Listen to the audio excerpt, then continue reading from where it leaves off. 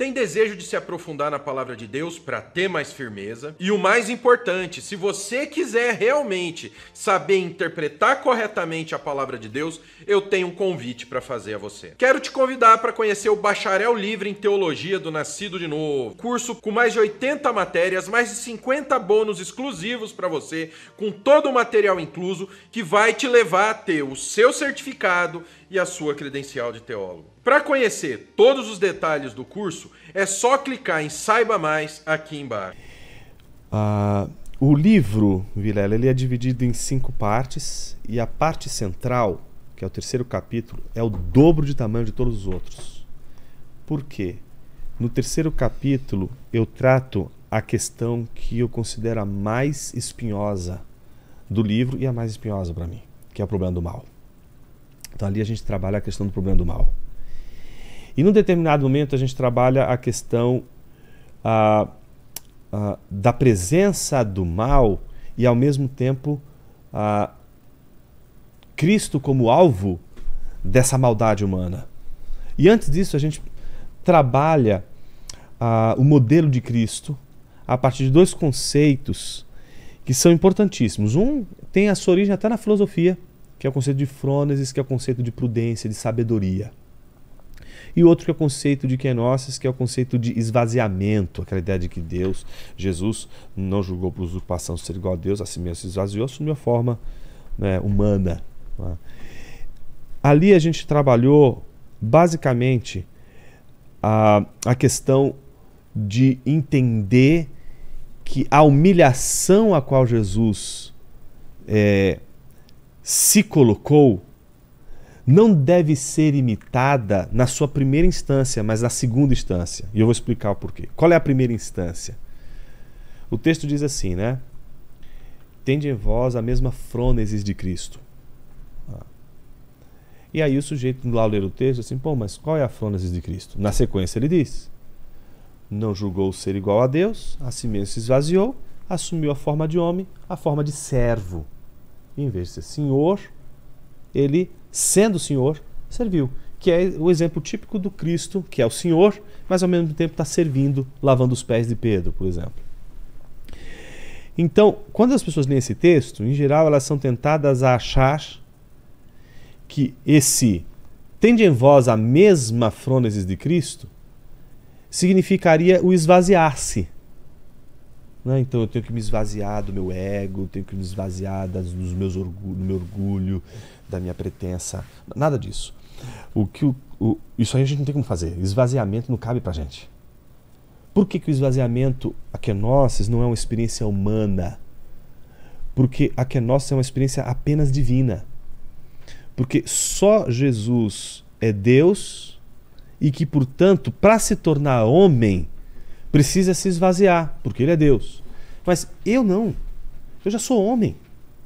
Então pensa na seguinte lógica. Você tem Deus, que é o Senhor.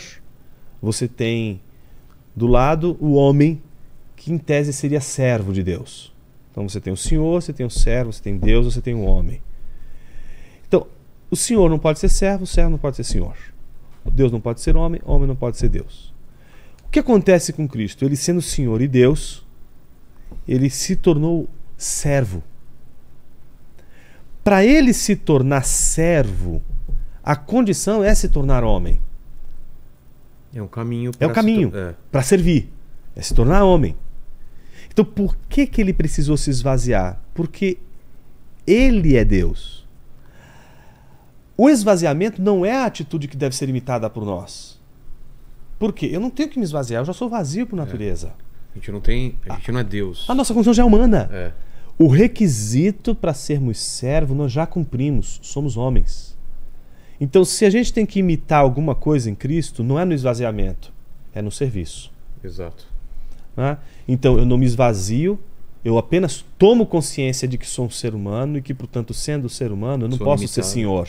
Sou limitado, a única coisa que eu poderia fazer é servir.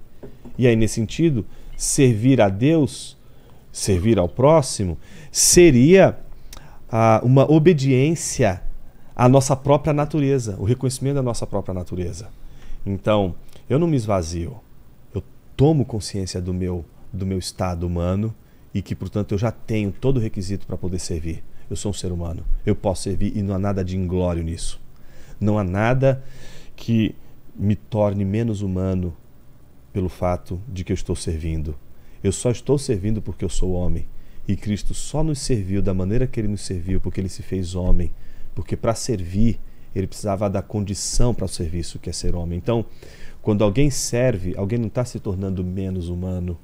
Esse alguém está, pelo contrário, sendo no serviço, expressão máxima da nossa humanidade. É nesse sentido que o serviço ele não pode ser uma espécie de imposição, não é? O serviço aqui ele é fruto de uma obra, de um amor, de uma liberdade ali manifesta. Então é como Jesus. Jesus vai servir os discípulos, não porque tem alguém apontando um revólver na cabeça deles e dizendo assim, lava os pés dele. Não é? O que está querendo ensinar aos discípulos é que eles já preenchem todos os requisitos suficientes para servir um ao outro, para servirem-se a si mesmos. Eles são humanos. Ou seja, então, a melhor maneira da gente demonstrar a nossa humanidade não está nos momentos em que a gente quer ser senhor sobre alguém, quando a gente quer dominar e controlar alguém. É aí que a gente se torna mais desumano. A gente perde a nossa humanidade quando a gente quer controlar a vida de uma pessoa como se a gente fosse senhor dela. Mas a gente ganha a humanidade quando a gente descobre que até mesmo aquelas pessoas que Deus colocou no nosso caminho para que a gente possa cuidar delas, servindo, a gente está sendo mais humano do que controlando, dominando, manipulando. E esse é a explicação que a gente deu naquele determinado trecho que o aluno está perguntando, a distinção entre frônesis e kenosis. Entendi.